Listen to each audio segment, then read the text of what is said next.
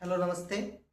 मेरा नाम अजय कुमार है और मैं वर्तमान में बड़ौदा डिवीजन में भारतीय रेलवे में पॉइंट्समैन के पद पर कार्यरत हूँ। मेरा सिलेक्शन एनटीपीसी 2024 के तहत सीसीटीसी पोस्ट पे प्रयागराज जोन में हुआ है। मेरे एनटीपीसी यूजी में मेंस का जो मार्क्स था 106.9 लगभग 107 के करीब था। तो जब कल रिजल्ट आया एनटीपीसी सीबीटी 1 का, तो कुछ भाइयों ने टेलीग्राम पे, यूट्यूब पे या फिर पर्सनल कॉल पे पूछा भैया अंतिम 22 दिनों में क्या किया जाए ताकि अच्छा स्कोर हम कर पाएँ। और क्योंकि घबराहट ज़्यादा होती है जब समय कम होता है, तो क्या पढ़े क्या छोड़े, इन सब विषयों के बारे में हम बात करेंगे अभी। तो आप मेरे बारे में जान गए। अब हम बताएंगे कि कौन कौन चैप्टर्स इम्पोर्टेंट्स है, कहाँ से क्या चीज़ कवर किया जाए, क्योंकि अब अंतिम 22 दिन है तो आप सब कुछ कवर नहीं कर सकते हैं। जहाँ से क्वेश्चंस ज़्यादा आते हैं उसको आपको कवर करना है, उसको लेके चलना है ताकि एग्ज़ाम में अच्छा स्कोर किया जा सके। और कहाँ कहाँ किस किस बिंदु पर क्या ध्यान देना चाहिए, सारे विषयों के बारे में हम बात करते हैं। तो सबसे पहले आप CBT 1 क्वालिफाई करके आए हैं तो आप CBT 2 भी क्वालिफाई करेंगे, ये अपने आप में मन में आपको ये रखना है। क्योंकि जब तक आपको खुद पे विश्वास नहीं होगा तब तक आपको कोई मोटिवेट नहीं कर सकता है। आपने CBT 1 क्वालिफाई किया है, आपने पूरा सिलेबस पढ़ा है, तभी आप CBT 1 क्वालिफाई किए हैं। तो आप CBT 1 क्वालिफाई किए हैं, आप में योग्यता है तभी, इसलिए डरिए मत। CBT 2 भी क्वालिफाई होगा और आप जो भी जिस पोस्ट के लिए आपने अप्लाई किया है, CCTC या फिर जूनियर अकाउंट क्लर्क, आप जरूर बनेंगे। आपको सबसे पहले खुद पे विश्वास रखना है। अब बात करते हैं सिलेबस की। तो आपने CBT 1 में 90 मिनट में 100 क्वेश्चंस को अटेम्प्ट किया है और यहीं पर यहाँ पर जब CBT 2 आप देने जाएंगे तो 90 मिनट ही होंगे आपके पास और 120 क्वेश्चंस होंगे, यानी कि आपको उतने ही समय में 20 एक्स्ट्रा क्वेश्चंस करने होंगे। मैथ में आपका 5 क्वेश्चंस बढ़ जाएगा 30 से 35, रीजनिंग में 30 से 35 और जीके जीएस में 40 से 50 क्वेश्चंस हो जाएंगे। तो हम इस चीज़ को कैसे फेस करेंगे कि हम 90 मिनट वहाँ ही हमको समय कम कर पड़ रहा था, अब यहाँ कैसे करेंगे। तो इसी के लिए मॉक टेस्ट होता है।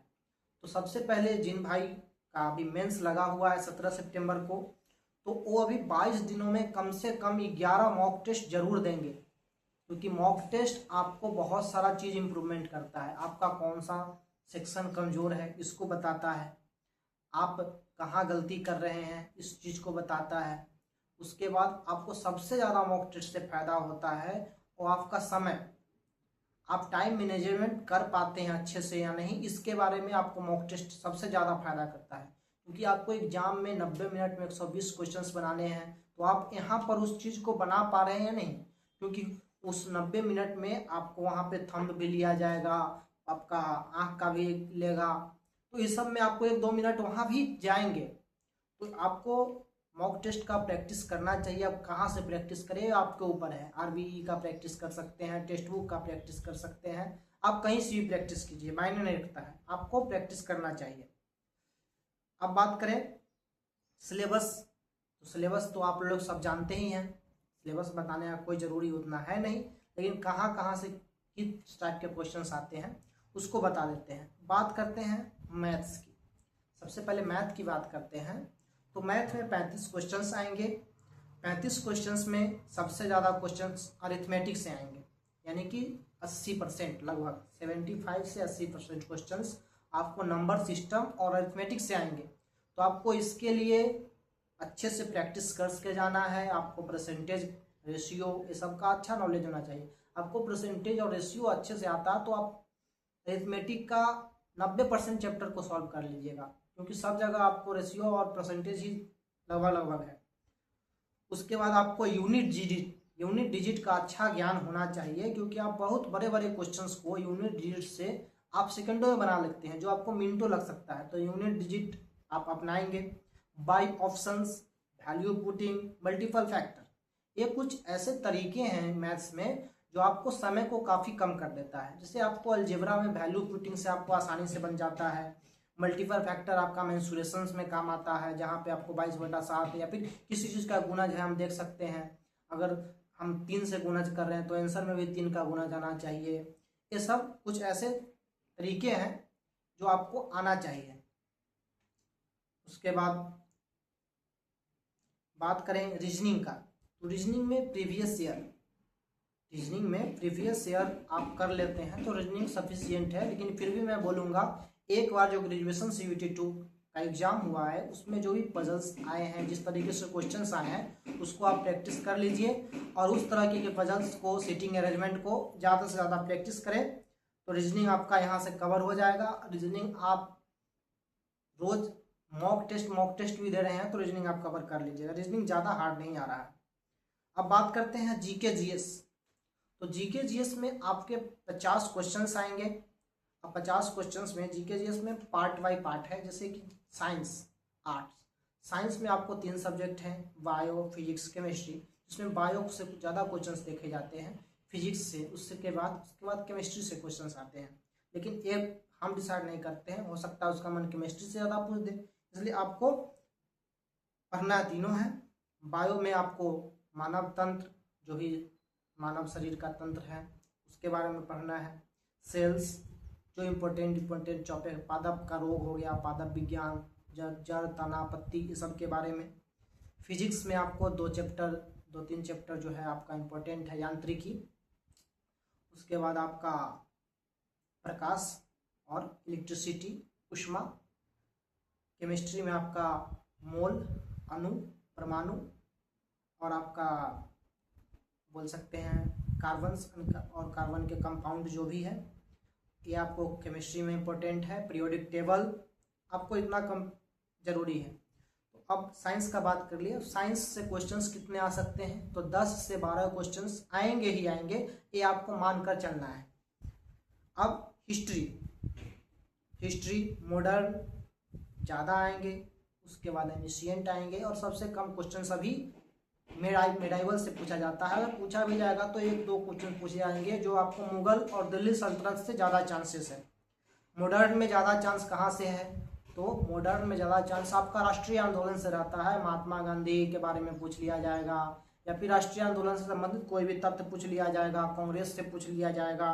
तो आप उसके बाद महत्वपूर्ण कोई बुक लिखे हैं आंदोलन से संबंधित, उनसे पूछ लिया जाएगा। समाज, कोई वेद समाज किसने किया, देवबंद आंदोलन किसने चलाया, जो कोई अगर विद्रोह हो रहा है, आपका किसान विद्रोह हो गया है या फिर जनजातीय विद्रोह हो गया, इसके बारे में पूछ लेता है। तो आप ये सब, उसके बाद आपका 1857 की क्रांति हो गए, तो ये सब कुछ इंपॉर्टेंट चैप्टर्स है, उसको देखेगा। मैं बाद में बताऊंगा कि अगर आप खुद से नहीं कर पाते तो कहाँ से आप कर सकते हैं इन 22 दिनों में सारा चैप्टर्स, वो भी मैं आपको वीडियो के अंत में बताऊंगा। मॉडर्न हो गया। एनिशिएंट में आपका गुप्ताज, अशोका, उसके बाद सिंधु सभ्यता, ये 3-4 चैप्टर्स है जो बहुत इंपॉर्टेंट है। दक्षिण भारत, और कोई शासक अगर कोई मंदिर बना रहा है, कोई इमारत बना रहा है, तो उससे संबंधित क्वेश्चंस आते हैं। जैसे आपको कोई मंदिर के बारे में पूछेगा कि कौन सा शासक बनाया, राष्ट्रकूट बनाया, चंदेल बनाया, कृष्ण प्रथम बनाया, नरसिंह देव वर्मन प्रथम बनाया, तो इस तरह से क्वेश्चंस आएंगे। अब आगे है, बात करते हैं पॉलिटी। तो पॉलिटी में आपका आर्टिकल यानी अनुच्छेद से क्वेश्चंस आएंगे। संविधान संशोधन हो गया, संसद से क्वेश्चंस आएंगे, जुडिशियल आपको न्यायालय से क्वेश्चंस आएंगे, और पंचायती राज, इससे क्वेश्चंस आने का संभावना है। पंचायती राज से क्वेश्चंस आ ही रहे हैं लगातार। अब बात करते हैं इकोनॉमिक्स। तो इकोनॉमिक्स में आपको फार्मूला बेस्ड भी क्वेश्चन आ सकते हैं, आपको पंचवर्षीय योजना कर लेना चाहिए। उसके बाद बजट, बैंकिंग, उसके बाद आपका जीडीपी, एनडीपी, एनएनपी जो भी है, इसका फार्मूला बेस्ड भी क्वेश्चंस आते हैं, तो आपको इसको अच्छे से करके जाना है। उसके बाद बात करते हैं आगे हम करेंट अफेयर्स। तो करेंट अफेयर्स तो भैया आता है, कहाँ से करें, कितना करें। तो करेंट अफेयर्स के लिए मैं बता दूं कि करेंट अफेयर्स है तो बहुत ज़्यादा, लेकिन कुछ चुनिंदा टॉपिक्स बहुत बार रिपीटेड होते हैं, जैसे अपॉइंटमेंट हो गया, एक्सरसाइजेस हो गया, मिलिट्री एक्सरसाइज, स्पोर्ट्स हो गया, अवार्ड हो गया, इसरो का कोई अगर काम किया इसरो इस क्षेत्र में वो हो गया, आपका कोई अभियान चलाया गया, कोई सहायता अभियान चलाया, भारत ने किसी देश को सहायता किया, या फिर कोई जैसे कि किस आप बोल सकते हैं एक्सरसाइज, जैसे ऑपरेशन सिंदूर, किसी ऑपरेशंस के बारे में पूछ दिया जा सकता है आपसे। कोई बैठक हुआ है जैसे कि आपका G20 का बैठक कहाँ हुआ है, उसमें कुछ अगर महत्वपूर्ण निर्णय लिया गया है तो उसके बारे में पूछा जा सकता है। सार्क का बैठक कहाँ हुआ है, उसमें किन नेता ने भाग लिया है, ये सब क्वेश्चंस आपको पूछे जा सकते हैं। और आपको जगह भी पूछा जा सकता है कि G20 का बैठक कहाँ हुआ है, तो ये सब आपको थोड़ा सा देखना पड़ेगा। और आपको अभी 22 दिन है, तो डे 1 कम से कम आपको 1 साल का करेंट अफेयर्स लेकर चलना चाहिए, क्योंकि आप रिस्क नहीं ले सकते हैं। करेंट अफेयर्स 1 साल का पूछा ही जाएगा, आपको ये मान के चलना है। तो आप 1 साल का करेंट अफेयर्स 22 दिन है आपके पास, आप रिवीजन कर सकते हैं। एक दिन में आप चाहे तो एक महीना का करेंट अफेयर्स कर सकते हैं। करेंट अफेयर्स करें कहाँ से, तो आप स्पीडी का भी सहायता ले सकते हैं, स्पीडी से कर सकते हैं, क्योंकि आपने पढ़ा सब कुछ है, बस आपको अब रिवीजन करना है। अब ऐसा तो नहीं है कि CBT 1 आप क्वालिफाई करके आए हैं और आपने अभी तक करेंट अफेयर्स नहीं पढ़ा है। आपने पढ़ा है, पिछले 2 महीना पहले 3 महीना पहले तो आप CBT 1 दिए हैं, तो आपने पढ़ा है सब कुछ, बस उसको अब क्या करना है, रिवीजन करना है। तो आपको आसानी से, अगर चाहें तो 1 महीना का आप 1 दिन में कर सकते हैं। आप स्पीडी का सहयोग ले सकते हैं, या फिर आप रोजगार भी अंकित पे सर पढ़ाते हैं, आदर्श चौहान सर, उनका मंथली मैगजीन आता है RW ऐप पे मिल जाएगा, उससे आप रिवीजन कर सकते हैं। या फिर आप किसी भी टीचर से आपका जैसे कि बहुत सारा अभी यूट्यूब पे जो मंथली वाइज करेंट अफेयर्स पढ़ाते हैं उनको आप देख सकते हैं। अब बात करते हैं कंप्यूटर का। कंप्यूटर कहाँ से आएंगे और कंप्यूटर के कितने प्रश्न, तो 4 से 5 प्रश्न कंप्यूटर के रहने की संभावना है। तो कंप्यूटर आप या तो शिवम सर से कर सकते हैं या राधिका मैम से कर सकते हैं।